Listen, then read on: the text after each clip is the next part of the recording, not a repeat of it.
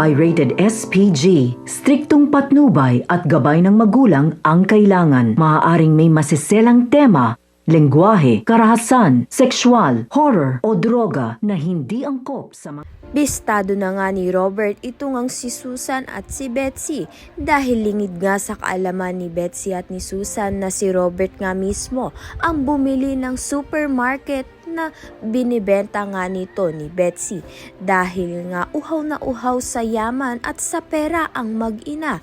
Dahil dito hindi nga nila napagplanuhan ng maayos ang pagbibenta at naisahan na naman sila nito ni Robert. Nag-disguise pa nga ang dalawa, subalit baliwala lang rin dahil nga nahuli nga sila mismo ni Robert, Gina at ni Gerald.